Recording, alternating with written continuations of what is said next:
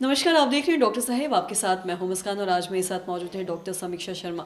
आपको बता दें कि बिहार की जानी मानी नवजात शिशु रोग विशेषज्ञ हैं। मैम नमस्कार, बहुत बहुत स्वागत थैंक है यू। आपका। मैम मैं आपसे जानना चाहूँगी, अगर हम बात करें, किसी भी माँ की ये इच्छा रहती है कि उनका जो बेबी हो वो जी, हेल्दी हो, जी, जी, और इसके लिए कई बार ऐसा भी देखते हैं कि जो माँ होती है वो ज़रूरत से ज़्यादा कुछ भी खाने लगती है, बिना जी। सोचे समझे ड्राई फ्रूट्स खाने लगती है। बहुत सारी ऐसी चीज़ें हैं जो सोचते हैं कि अगर हम खाएंगे तो हमारा बेबी हेल्दी हुँ। हो जाएगा। मैं आपसे जानना चाहूँगी, थर्ड ट्रिमेस्टर की ही अगर हम बात करें, तो एक स्वस्थ बच्चे के लिए, एक हेल्दी बेबी के लिए माँ का डाइट क्या होना चाहिए थर्ड ट्रिमेस्टर में, आप थोड़ा हमें बताएं।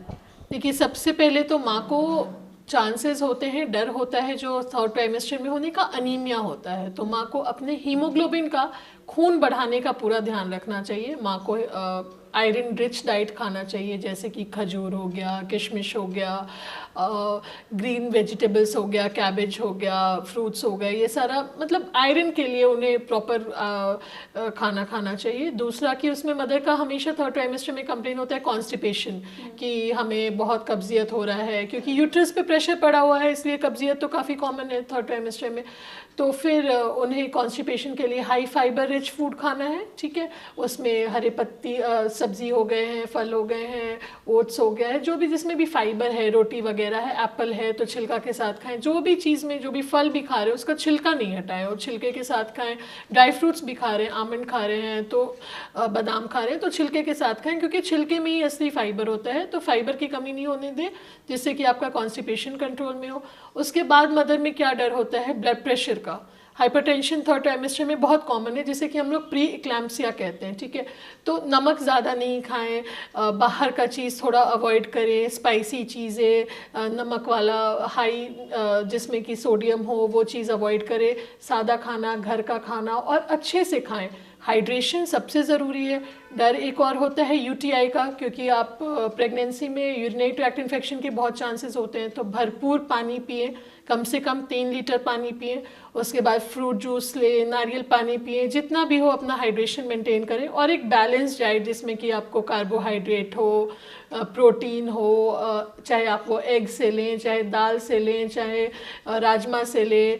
कार्बोहाइड्रेट तो आपका रोटी चावल में आ जाता है। फैट होना चाहिए जिसमें कि आप घी से ले सकते हैं। तो एक हेल्दी और बैलेंस डाइट आप खाएं और आपका बच्चा बिल्कुल अच्छे से प्रॉपर होगा और प्रॉपर टाइम पे होगा। अपना वेट गेन होगा बच्चे का भी, और मदर काफ़ी स्वस्थ रहेंगे, बच्चा भी स्वस्थ रहेगा। जी, और साथ ही मैं आपसे ये भी जानना चाहूँगी, जैसे कि आपने डाइट की ही बात की है, जो भी वेजीज ये सारी चीज़ें बताएं, जी। जो क्या नॉनवेज खाना, जो मीट की अगर हम बात करें, रेड मीट हो या फिर चिकन हो, एग्स हो, तो ये सब खाना या ये सेवन करना इन सब का ठीक है बच्चों के लिए? जी, आप बिल्कुल खा सकते हैं। नॉनवेज में क्या प्रॉब्लम होता है कि उसमें प्रोटीन ज़्यादा होता है, ठीक है। जैसा कि आप रेड मीट में बोले, रेड मीट तो खैर अवॉइड ही करना चाहिए। चिकन है, एग है, तो प्रोटीन ज़्यादा होता है, उसमें फाइबर वगैरह नहीं होता है, तो मदर को हमेशा कब्जियत का प्रॉब्लम हो जाता है। पर अगर आप लिमिटेड अमाउंट में और सही अमाउंट में, कम तेल मसाला, उसमें ऐसा नहीं हो कि बहुत तेल में पूरा फ्राइड चिकन खा रहे हैं, फ्राइड फिश खा रहे हैं। कम तेल मसाला, उबला अंडा खा सकते हैं आप, चिकन भी खा सकते हैं जो कि घर पे बना हुआ हो और कम तेल मसाला में हो, उसमें कोई प्रॉब्लम नहीं है। मीट को अवॉइड करिए और तेल मसाले को अवॉइड कीजिए। जी, और साथ ही आपसे एक और क्वेश्चन करना चाहूँगी। ये तो हमने डाइट के बारे में बात किया जी। है कि थर्ड ट्राइमेस्टर में क्या होना चाहिए। बहुत सारी महिलाओं का ये भी सवाल रहता है कि उनके जब बच्चे हो जाते हैं तो वो ये ज़रूर जानना चाहती है कि बच्चों को बर्पिंग करवाना या ढकार करवाना खाना खिलाने के बाद, ये कितना ज़रूरी है, क्या करवाना ठीक है नहीं ठीक है, आपसे थोड़ा जाएंगे। जी, ढकार दिलवाना बच्चों को हर बार सबसे ज़रूरी है। जितने बार भी मैं हर जो भी न्यूली बॉर्न मदर्स की बच्चों की मदर्स हैं उनको बोलना चाहूँगी कि आप हर बार, जितने बार भी, चाहे आप 7-8 बार दूध पिलाएं, आप हर बार बच्चों को कंधे पे लें।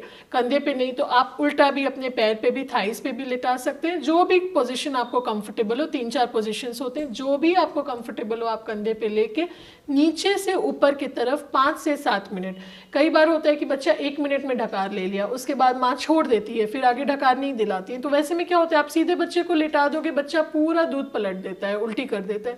तो आप 5 से 6 मिनट कम से कम बच्चे को लेके, खड़े होके, बैठ के, जो भी कंफर्टेबल पोजीशन है उस पर लेके नीचे से ऊपर की तरफ ढकार दिलाएं। और उसके बाद आप बच्चे को करवट लेके सुलाएं। उससे आपका बच्चा सेहतमंद रहेगा। जो उल्टी की बार बार की शिकायत हो जाती है कि बच्चे ने जितना दूध पिया सारा बाहर आ गया, वो शिकायत से आपको राहत मिलेगी। मैम बहुत बहुत शुक्रिया तमाम जानकारी देने के लिए। तो आशा करते हैं दर्शकों कि आप भी ये समझ पाए होंगे कि किसी भी माँ का थर्ड ट्रिमेस्टर में डाइट क्या होना चाहिए जिससे एक बच्चा हेल्दी हो। साथ ही साथ बच्चों का जो भी बहुत हमें ऐसे मैसेजेस आते हैं या मेल आते हैं कि बर्पिंग करवाना कितना ज़रूरी है बच्चे के लिए। तो आशा करते हैं जो तमाम जानकारी है आपके लिए लाभदायक रही हो। तो आज के इस वीडियो में इतना ही। अगर आपने अब तक हमारे चैनल को सब्सक्राइब नहीं किया तो तुरंत कर लें, साथ ही हमारे फेसबुक पेज को लाइक करें। वीडियो देखने के लिए आपका धन्यवाद।